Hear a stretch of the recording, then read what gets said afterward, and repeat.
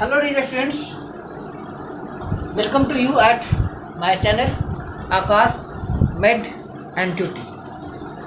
प्यारे बच्चों, जैसा कि आपको पता है हम आप लोगों के लिए क्वालिटी वीडियो लाने के लिए प्रतिबद्ध हैं और प्रयास करते हैं कि आपको क्वालिटी एजुकेशन प्रोवाइड करा सकें, ऐसी एजुकेशन प्रोवाइड करा सकें जिससे आपको काफ़ी बेनिफिट्स मिले, काफ़ी लाभान्वित हो।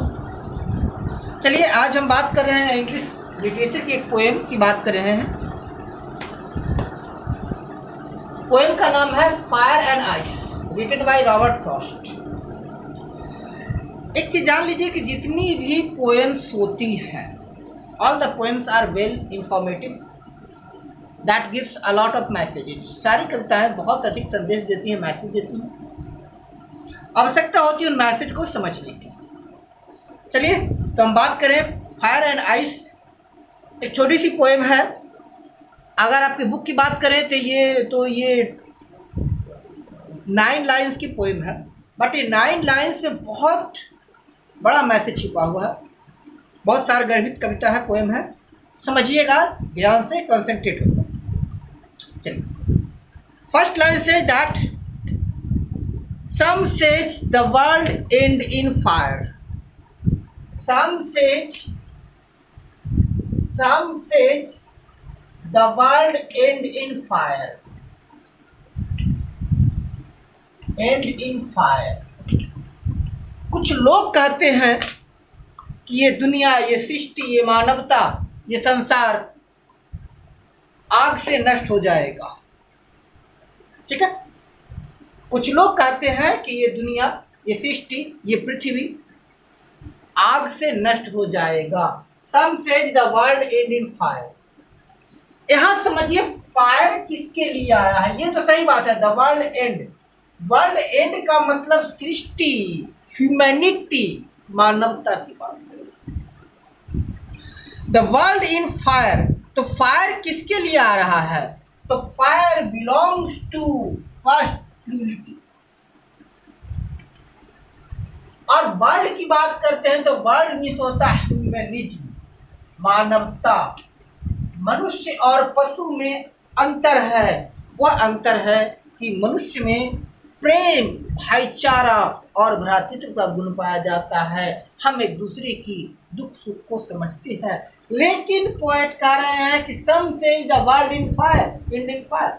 दुनिया समाप्त हो जाएगी, मानवता समाप्त हो जाएगी, सृष्टि समाप्त हो जाएगी, हमारा समाज बिखर जाएगा। कैसे? And in fire. Fire means पहले कहते हैं क्रूलिटी, निर्दयता। इतना क्रूलिटी आ जाएगा, लोग एक दूसरे को नहीं देखना चाहेंगे, इतनी हैट्रेड होगी, एक दूसरे से नफरत करेंगे। क्यों? ड्यू टू सेल्फिशनेस, स्वार्थ के कारण। आगे कहते हैं लस्ट। लस्ट मीन्स उन्माद। दूसरा वर्ड है फायर के लिए बिलोंग करता है ये लस्ट, उन्माद। उन्माद का मतलब होता है क्षणिक खुशी, क्षणिक स्वार्थ। कई बार होता है हम उसे शत्रु समझते हैं, वो है नहीं है, वो अलग बात है, हम उसे शत्रु समझते हैं। अगर उसे कष्ट होती है तो एक जो अजीब तरह की जो खुशी होती है उसी को हम लोग कहते हैं उन्माद। जैसे आज के अगर परिप्रेक्ष्य में बात कीजिए, आज के डेट पर परिदृश्य में बात कीजिए, कारण जो भी हो मैं उस पर नहीं जाऊंगा, बट उसके कारण क्या हो रहा है? एक धर्म दूसरे धर्म के विरुद्ध खड़ा हो रखा है। एक विचार का व्यक्ति दूसरे विचार के व्यक्ति के विरुद्ध खड़ा हो रखा है। इसी सोच को, इसी भाव को कहते हैं उन्माद। तो उन्माद से नष्ट आय होगा। एंड इसको कहते हैं फ्यूरी। फ्यूरी, फ्यूरी, कन्फ्लिक्ट, लालच, ग्रीड, लालच। लालच के कारण नष्ट हो सकता है। कॉन्फ्लिक्ट, कॉन्फ्लिक्ट हो गया एक दूसरे की प्रतिरोध की भावना, विरोध की भावना के कारण नष्ट हो सकता है। Fury and avarice. Avarice, avarice, avarice means होता है अत्यधिक सत्ता लोलुपता, अत्यधिक धन की इच्छा, अत्यधिक आकांक्षा। इन सबों के कारण कुछ लोग कहते हैं कि इसके कारण पृथ्वी नष्ट हो जाएगी, मानवता नष्ट हो जाएगी, इंसानियत खत्म हो जाएगा। ठीक है, जो फर्स्ट लाइन जो था सम say the world end in fire, इसका अर्थ यही हो गया कि कुछ लोग कहते हैं कि ये समाज, ये मानवता, ये धरती नष्ट हो जाएगी। किसके कारण? लालच के कारण, स्वार्थ के कारण, विरोध के कारण, विवाद के कारण, सत्ता लोलुपता के कारण, निर्दयता के कारण, या फिर कहीं अत्यधिक उन्माद या क्रोध के कारण। नेक्स्ट लाइन, सेकेंड लाइन क्या कहता है उसको समझने का प्रयास कीजिए। तो फर्स्ट लाइन कहा some say the world end in fire, some says in ice, some say in ice. Second line है सम से इन आइस। कुछ लोग कहते हैं ये दुनिया आइस से समाप्त हो जाएगी। आइस, आइस जैसा कि आपको पता है बर्फ होता है, बहुत अधिक ठंडा होता है, यानी एक तरह से कह सकते हैं शीतलता। यहाँ शीतलता का अर्थ क्या हुआ? शीतलता का अर्थ हुआ भावना का भाव, भाव का भाव, भाव का भाव मतलब सामने वाला अगर पीड़ित है तो कोई बात नहीं यार, हमें से क्या। आइस किसके लिए आया है? तो आइस आया है पहले कोल्डनेस या शीतलता के लिए। कोल्डनेस, शीतलता, या कहते हैं भावहीनता, शून्यता, शून्यता के कारण। सामने वाला खुश है, कोई बात नहीं यार, हमें क्या, वो खुश है तो है। सामने वाला दुखी है, कोई बात नहीं यार, वो दुखी है तो है। सामने वाले को प्रॉब्लम है, कोई बात नहीं, प्रॉब्लम है। सामने वाले को प्रॉब्लम नहीं है, नहीं है, कोई बात नहीं। इसी भाव को हम लोग कहते हैं कोल्डनेस, शीतलता, आइस। सेकेंड कहते हैं इंटॉलरेंस, इंटॉलरेंस, असहिष्णुता, इंटॉलरेंस, असहिष्णुता। असहिष्णुता का अर्थ ये हो गया कि सामने वाले की पीड़ा हमें द्रवित नहीं कर रहा, सामने वाला आगे बढ़ रहा है या सामने वाला कष्ट में है, द्रवित नहीं कर रहा है। एक मानवोचित गुण है कि अगर हमारे किसी पड़ोसी को दुख है तो उसके दुख को हम दुख समझे, बट ऐसी भावना नहीं आ पा रही है।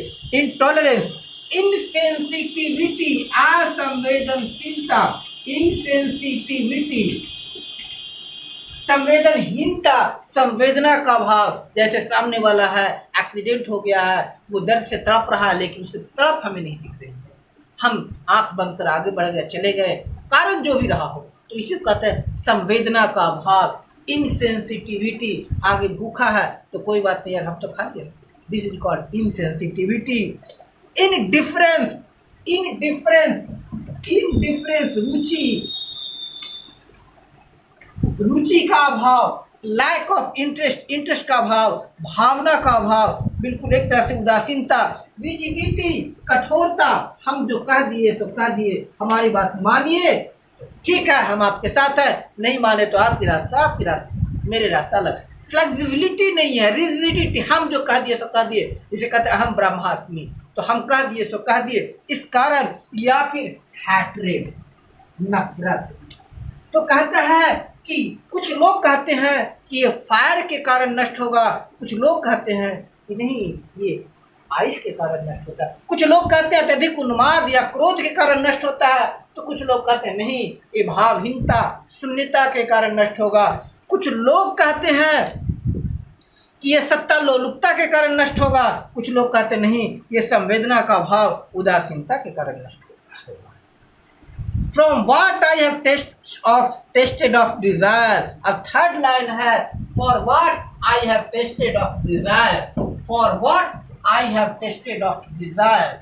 For what I have tasted for desire. Tasted for desire. पहले इस वर्ड को समझिए। टेस्टेड ऑफ डिजायर वर्ड क्या कहता है, पहले हमें इस वर्ड को समझने की आवश्यकता है। हम समझे टेस्टेड ऑफ डिजायर किसके लिए आया है, तो हम समझे टेस्टेड ऑफ डिजायर। डिजायर मतलब होता है strong feeling, desire strong feeling, बहुत strong feeling, strong feeling, feeling of need, strong feeling of need किसी भी चीज की।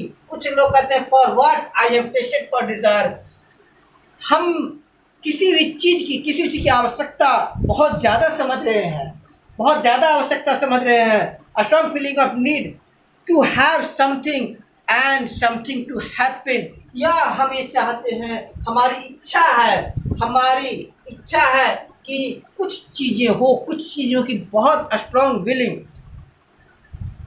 I hold with those who favour the fire, I hold with those who favour the fire.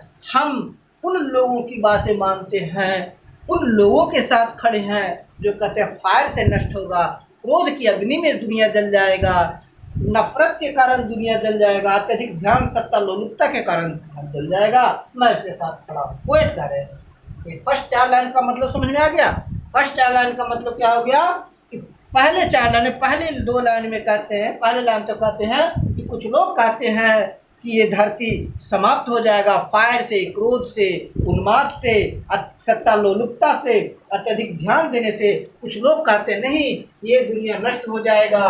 किसके कारण? तो ये दुनिया नष्ट होगा शीतलता से, असहिष्णुता से, असंवेदनशीलता से, उदासीनता से, कठोरता या नफरत के भाव से नष्ट होते हैं। कुछ लोग कहते हैं अत्यधिक प्रेम के कारण नष्ट हो जाएगा, कुछ लोग कहते हैं उदासीनता के कारण नष्ट हो जाएगा।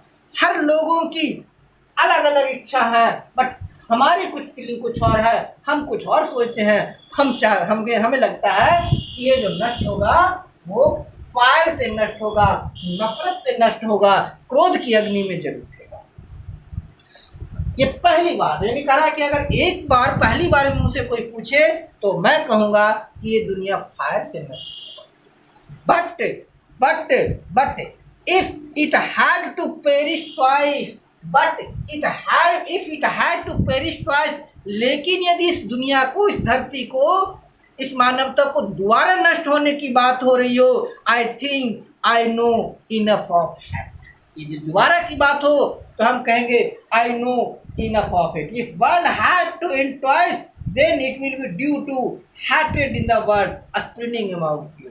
यानी कहा अगर दोबारा नष्ट होने की बात होगी तो वो इसलिए नष्ट होगी क्योंकि युवाओं में, लोगों में नफरत की भाव बहुत ज्यादा है, इस कारण ही नष्ट होगा। आई think I know enough of hate. मुझे लगता है कि लोगों को एक दूसरे से नफरत करने के बहुत सारे कारण हैं। To say that for destruction आई, बहुत ज़्यादा नफरत करने के कारण है जिसके कारण बर्फ पिघलेगा, शीतलता समाप्त होगी, लोगों में शून्यता का अभाव होगा और वहाँ पर आ जाएगा हैट्रेड का भाव आ जाएगा। लोग एक दूसरे से नफरत करेंगे, क्रोध की अग्नि में एक दूसरे को जला देंगे। Is also great and would suffice. और कहते हैं क्या कि यदि दोबारा नष्ट होने की बात हो जाए तो मुझे ऐसा लगता है कि डिस्ट्रक्शन ऑफ आइस मीन्स संवेदनहीनता का अभाव की जो बात है वो बहुत ज़्यादा, क्रोध हो जाएगा लोगों में, उन्माद बहुत ज़्यादा बढ़ जाएगा और इसमें एक दूसरे से लड़ मर कर, घृणा, नफरत बढ़ाकर इस दुनिया को, इस दृष्टि को, इस सृष्टि को नष्ट कर देंगे। That was the main idea of the poem. अगर central idea of the poem is that कि यदि पोएट के अनुसार कि दुनिया नष्ट, this some says the world end in fire. The central idea of the poem is that Rower first wished to explain how the earth will destroy. ये दुनिया कैसे समाप्त होगी? The earth will destroy be due to fire or ice. But the poet say that I think it would end in fire. So keep on watching the video. Thanks for watching it.